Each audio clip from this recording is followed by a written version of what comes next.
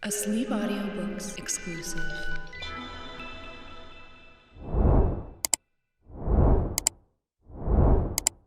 Chapter 17. How the Balloon Was Launched. For 3 days Dorothy heard nothing from Oz. These were sad days for the little girl. Although her friends were all quite happy and contented, the Scarecrow told them there were wonderful thoughts in his head, but he would not say what they were because he knew no one could understand them but himself. When the Tin Woodman walked about, he felt his heart rattling around in his breast, and he told Dorothy he had discovered it to be a kinder and more tender heart than the one he had owned when he was made of flesh.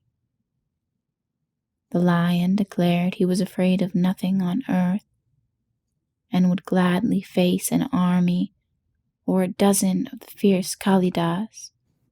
Thus each of the little party was satisfied except Dorothy, who longed more than ever to get back to Kansas. On the 4th day, to her great joy, Oz sent for her, and when she entered the throne room, he greeted her pleasantly. "Sit down, my dear. I think I have found the way to get you out of this country." "And back to Kansas?" she asked eagerly.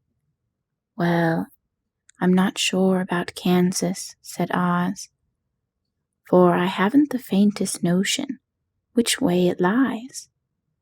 But the first thing to do is to cross the desert, and then it should be easy to find your way home."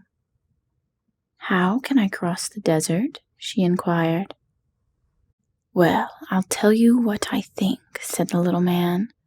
"You see, when I came to this country, it was in a balloon. You also came through the air, being carried by a cyclone. So, I believe the best way to get across the desert will be through the air. Now, it is quite beyond my powers to make a cyclone, but I've been thinking the matter over, and I believe I can make a balloon." "How?" asked Dorothy. "Yes, of course," replied Oz. "I am tired of being such a humbug. If I should go out of this palace, my people would soon discover I'm not a wizard, and then they would be vexed with me for having deceived them.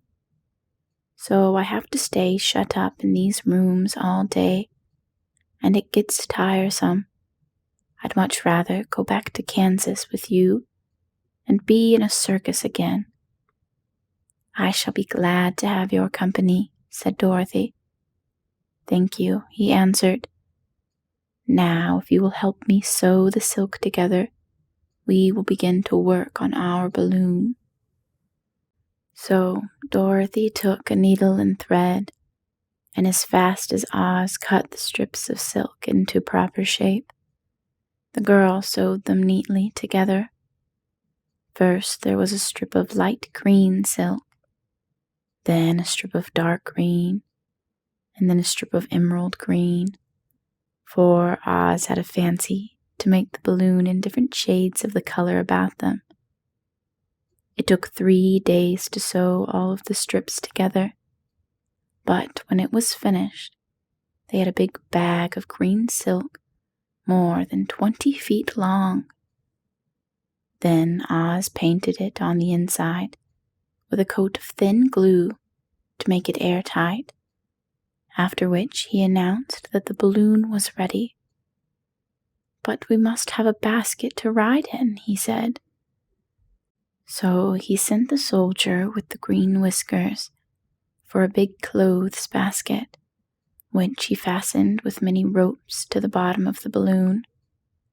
When it was all ready, Oz sent word to his people that he was going to make a visit to a great brother wizard who lived in the clouds.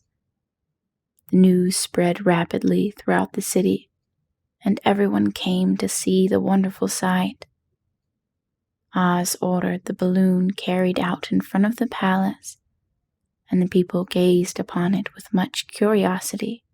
The Tin Woodman had chopped a big pile of wood, and now he made a fire of it, and Oz held the bottom of the balloon over the fire so that the hot air that arose from it would be caught in the silken bag. Gradually, the balloon swelled out and rose into the air, until finally the basket just touched the ground. Then Oz got into the basket and said to all the people in a loud voice, "I am now going away to make a visit. While I am gone, the Scarecrow will rule over you. I command you to obey him as you would me." The balloon was, by this time, tugging hard at the rope that held it to the ground, for the air within it was hot, and this made it so much lighter in weight than the air without that it pulled hard to rise into the sky. "Come, Dorothy," cried the wizard. "Hurry up, or the balloon will fly away." "I can't find Toto anywhere," replied Dorothy, who did not wish to leave her little dog behind.